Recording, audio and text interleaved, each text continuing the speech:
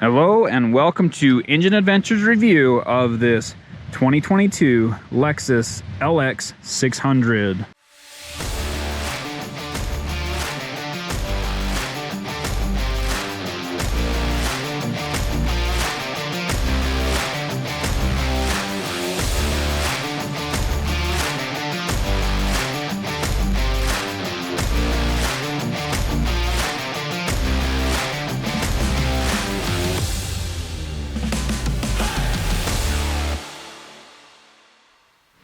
Completely redesigned with the Toyota Land Cruiser, of course, as they share the platform. The new Lexus LX600 is the replacement of the Land Cruiser for the United States. Yes, we had the LX before, but we had the Land Cruiser before. Now the Land Cruiser will no longer be sold in the US. And this is what we get instead. So there are going to be a few aftermarket issues trying to replace, put in new front bumpers and stuff like that that are better on approach angle and those kinds of things. It's going to be a little bit of a different market now, and definitely the people who want their Land Cruiser can still get it done. It's just going to cost more, and maybe fewer people will be doing it, not sure. Anyway, very, very nice vehicle. I've really enjoyed driving this for the past week. It is powerful, it's comfortable, it's smooth, it has great off-road capability, and overall just an improvement in just about every way over the previous LX. So I do miss the sound of the V8 a little bit, but the V6 with the 10-speed does great. I must say I have had a couple of weird shifts with the 10-speed, long delays and stuff like that, but overall it's done quite well. Let's start it off on the interior. Because it's raining outside, I don't really want to get the inside of this all super dirty, so we'll try and stay inside first, then do a few outside shots. So I'm only getting in and out like once or twice. Anyway, here on the interior, very nicely equipped. I know I talk about this in the on-road driving section, but the steering wheel controls are good, but not as good as what's in the new NX. I do prefer the system in the new NX, and it does still have head-up display. I don't know how well that's showing up, but in the NX, I just like the way it works a little bit more than this. This is still great. One of my favorite things, and I think I already talked about this, or we'll talk about it in the on-road, is the Climate Concierge. It just takes care of everything. You just set your speed, your temperature here, not your speed, set your temperature, and it will automatically do your steering wheel heater, your seat heater, cooler, whatever you need. And in this vehicle, the fans are so quiet, it just does a good job. And yeah, I mean, I can hear the fans, but when you're driving, it's really not much at all. I like how that system works. Normally, I don't like those types of things. I'm always adjusting it. But in this, I've been really comfortable just leaving it in that setting. Two screens here. I did get this one set to dark mode, so in the on-road section, and I'll try and cut that out, but if I forget, I talk about it going between the light and the dark, and the light and the dark on a cloudy day, rainy day like today. So I have it stuck in the dark mode now, and there are plenty of features here. You do get nav, and it's just, overall, it's not too bad to use. Scrolling through stations one at a time, on the tune. You can hold down right here on the steering wheel to scroll through those one at a time. So it's really not too bad to work through it. And then of course, if you just push here, you're going through your presets. So it's a good system overall. I like the way it works. As far as interior space, sorry, I've got all my stuff in here again, but I love this charging pad. It's very grippy, so it's kind of hard to move my hand across that. And there is additional space up there, but for the phone wireless charging, I do wish there was a way to turn it off, so when I throw something else on there, my camera or whatever, that it would be off. And it should automatically detect it, but it says right there, don't put other metal items in there, or maybe even credit cards. I'm not sure what that says. Anyway, so avoid doing that. If you could turn it off manually, then you wouldn't have to worry about that. And there might be a way. I just don't know how to do it yet. And I was actually at SEMA most of the time that I had this vehicle, so I haven't had it for very long. And it does have the cool box fridge. You can hear it turn on in there. And it's quite deep, but because of the fridge aspect of it, it's really narrow. So without the fridge, you would have additional space there. And this has the button here and on the opposite side, and then on the back, it opens the driver's side one. So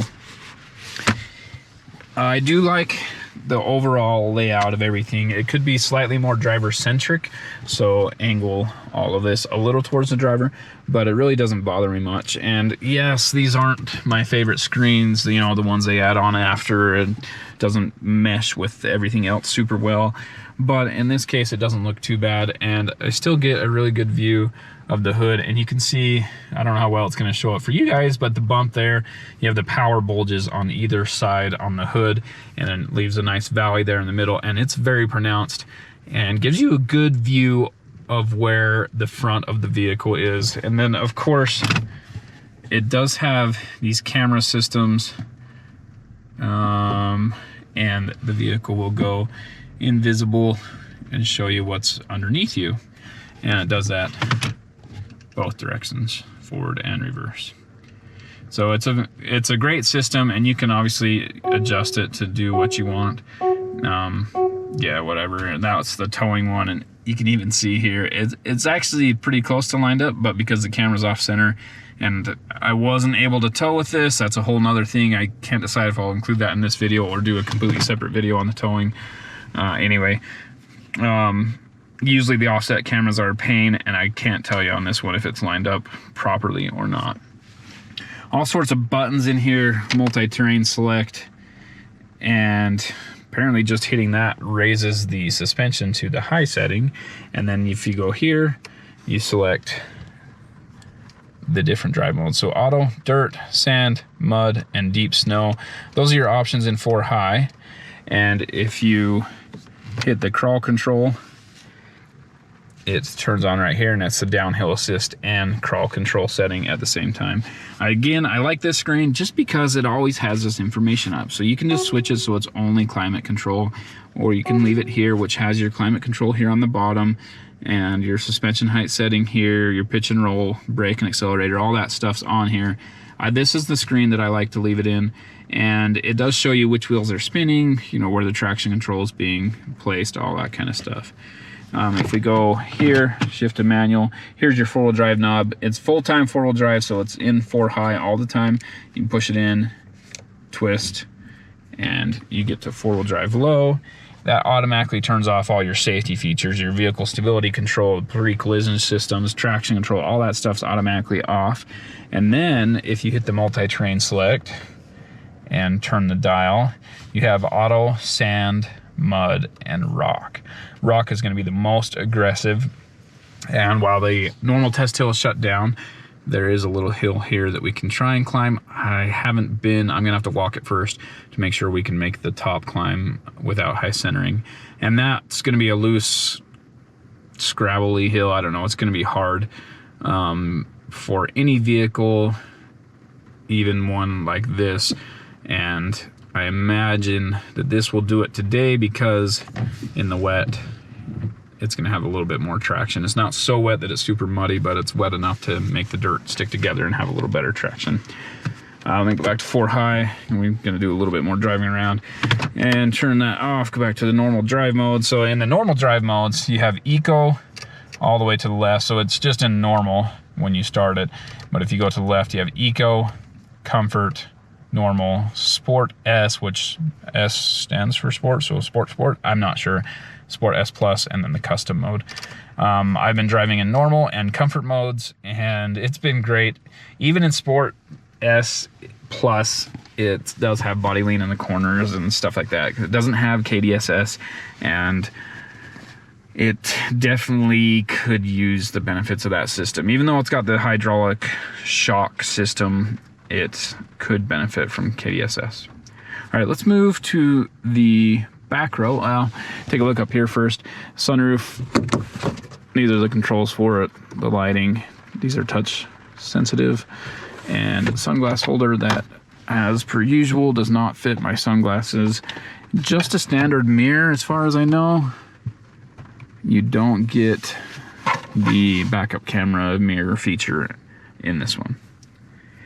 As far as power options, 2 USB ports there, and a 12 volt right there. You can kind of see the climate control stuff there. And now as I step back here and sit down, sorry you're not getting a great view, but I'm just gonna sit here, and now the climate control is already set to auto. So these rear seats are heated and ventilated with 3 levels. I'll just leave it on auto, and you can set the climate to auto there, and you can control that from the front as well. I just had hit it off on the front, so it's going to be off. Anyway, that's quite a nice feature. I noticed it. I was loading my child into the car seat here, and it automatically turned on the auto settings there once it detected the weight of the child. It does have sunshades here in the back, vents up here, which are my favorite. I love having the vents up here. Of course, it's got the vents down here, but the ones up high, especially for rear-facing car seats, you can get air, especially air conditioning in the summer, onto the child that's facing in the rear. And speaking of car seats, maybe I need to turn on these lights so you can see a little better. The LX600 only has anchors for the 2 outboard seats. Middle seat does not get the car seat anchors. Here, cup holders, we've seen similar designs to that in the past, and it does have like defrost vents here. I did notice that before. And to fold the seat, normally I do this with the door open and show you from the outside, but you just pull that and get out of the way, and there you go. So there's not any storage really under the seat. I believe that's part of the reason why this is not a hybrid. So the Sequoia is a hybrid standard. This thing does not have the hybrid system, making the possibility in the future of a higher power, more high-end version of the LX with the hybrid. Anyway, you have the buttons here. Wrong way.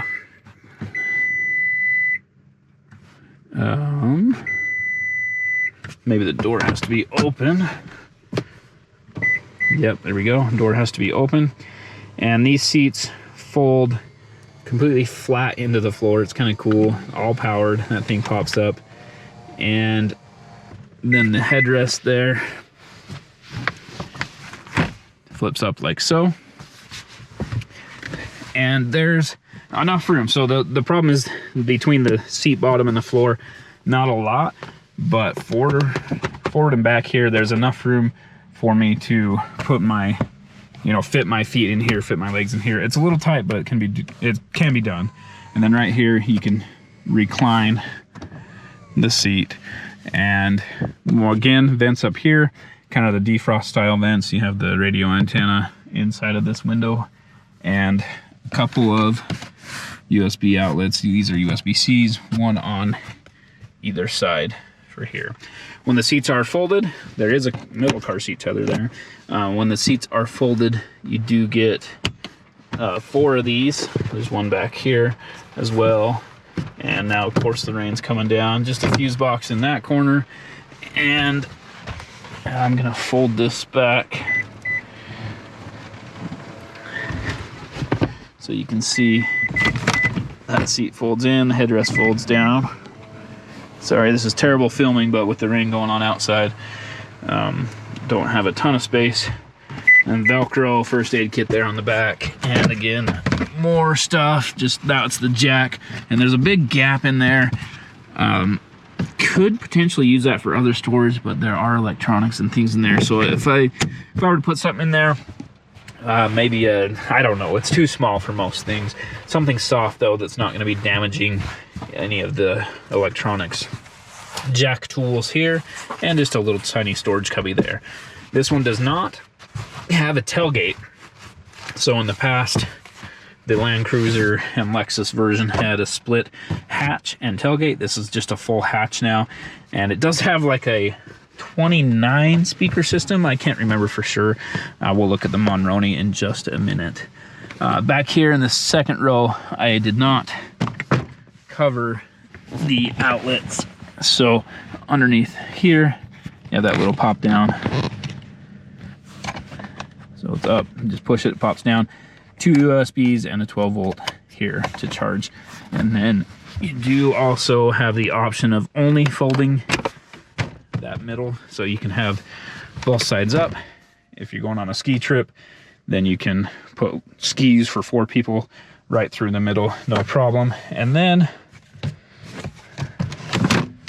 does have the lever here that you can push down to fold the seat if you need to. Okay, real quick on the Monroney. First off, 22 highway, 17 city, 19 combined. I've been closer to 17.5, and that was before I started filming and stuff. Once I started filming in 0 to 60s, I'm down to 16.3. I think he would probably average about 18 maybe. That's what the computer reads anyway. Don't know how accurate the computer is, as I did not top this thing off. A few key features on this: torsion limited slip rear differential. We'll talk a little bit more about that. I did email Lexus to try and get as much information as I could, and I wasn't able to get the bias ratio out of that. But from driving it around, I was able to get one rear wheel to slip and not the other. And they had fairly similar traction, so I would have expected both rear wheels to be slipping with anything like a 3-to-1 bias ratio. Like if you buy a Detroit True Track, it's going to have a 3 or 3.5-to-1 bias ratio, where if the wheel without traction or with less traction, sorry, the wheel with traction can only have 3 times the amount of torque to it as the wheel without traction. In this case, I'm guessing it's a 1.5 or maybe a 2-to-1 ratio, so you can only have double the torque essentially of the wheel that's slipping to the wheel with traction. Don't know if that makes sense. Anyway, torsions are kind of a complex yet simple system. I love torsion differentials. A few other things here: 22-inch alloy wheels, but they are forged, so these are going to be strong and lightweight. Fsport tuned suspension with a Fsport rear stabilizer bar. Definitely still feeling the lean on this. It could use a little bit better system maybe, I don't know. And yeah, the Fsport comes very well equipped. So this one has the active height control, which you can see here and adjust there by pushing those arrows. When you hit the multi-terrain select, it lifts it up automatically. Mark Levinson 25 speaker surround system. Sorry, active height control is 1300. The 25 speaker surround sound audio is 2660, and it sounds great. I really love the sound coming out of here. And I mean, you get speakers. You saw them in the rear door back there. There are speakers just about everywhere in this thing. Down here. Anyway, lots of speakers all over, up in the dash on all 3. So there's one in the corner, one in the middle, up there, down on the doors. It's very good sound system. Premium paint, which this is the manganese luster, is $595, plus a few other random stuff. The crossbars, $450 on the roof. Carpet cargo mat, $140, and wheel locks for $95.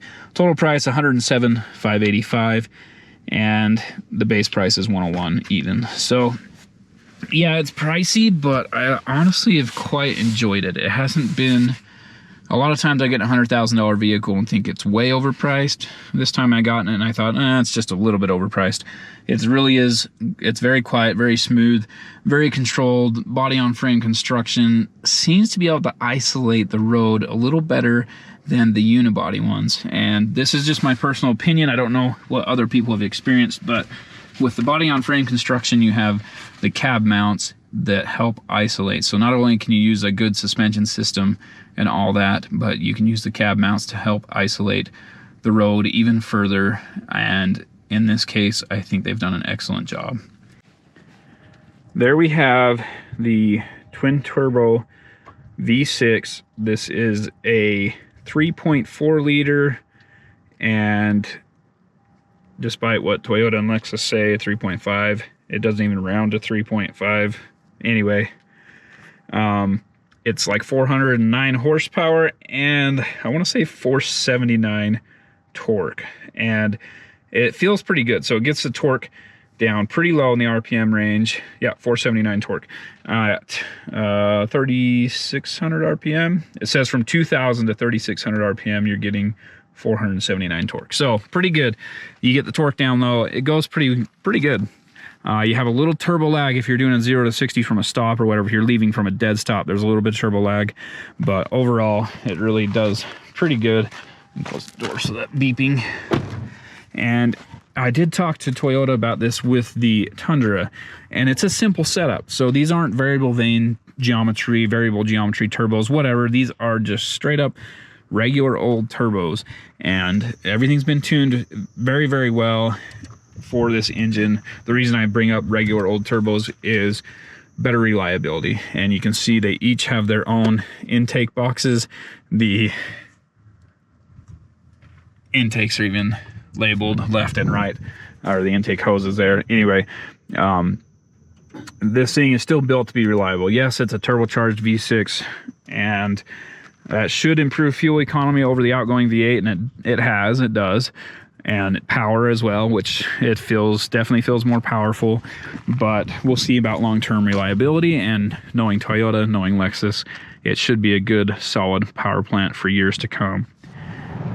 Cruising down the highway, the LX600 is very smooth, very quiet, and really quite a joy to drive, except when there's traffic. It actually, the 10-speed is really responsive. It changes fairly quickly, or really quickly in most cases, but it does just like pretty much every other 10-speed, maybe not the GMs, but anyway, you can catch it in a weird spot, and then it will take forever to find the gear that it needs. It was turning left, slowing down in a left turn lane, and had the opening, switched to get on the gas, and it was probably a full 2 seconds, which feels like so long when you're waiting for it to figure out what to do. So I was on the gas, waited the full 2 seconds, finally it went. I still had enough room to make it, but it was not ideal.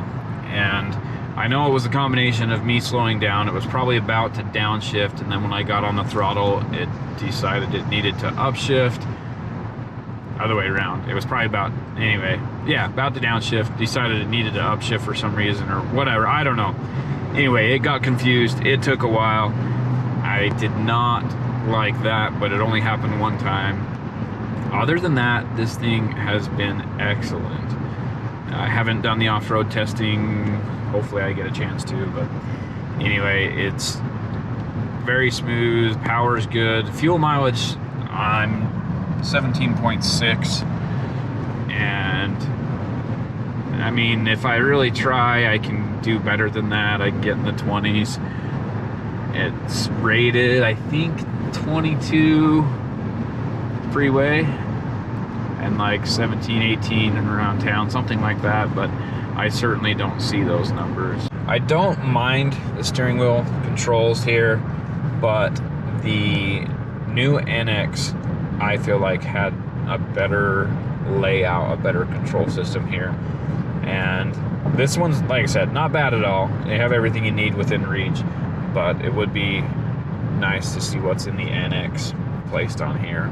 It could use a two-wheel drive to increase fuel economy, but I understand this vehicle, they want the full-time four-wheel drive to have that security for people, just, you know, safer driving and whatever. But I mean, they could still have a full-time four-wheel drive option and have a two-wheel drive option so that you can save fuel mileage, put it in two-wheel drive when you need, or rather when you don't need four-wheel drive. And imagine for most people, the majority of their driving would be done in two-wheel drive, and it would save that much more on fuel.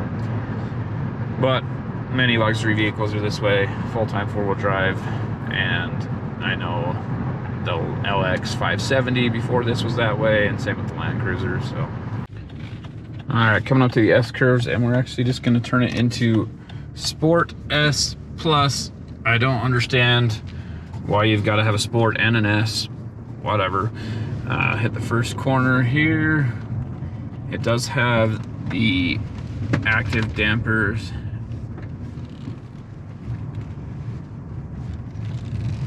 There's still quite a bit of body lean even with that. So it does not have KDSS. It just uses the active dampers, and I believe, in my opinion, the KDSS works better than this. So not terrible, but I mean, even at the slower speeds I had to go because the other vehicles, it was definitely leaning in the corners. Let me get, I forgot to hook up my scanner for the 0 to 60, so we'll do that real quick. Accelerate to begin. 3, 2, 1, go. A little bit of turbo lag, hits 3,000 RPM. Launch is pretty good. 60.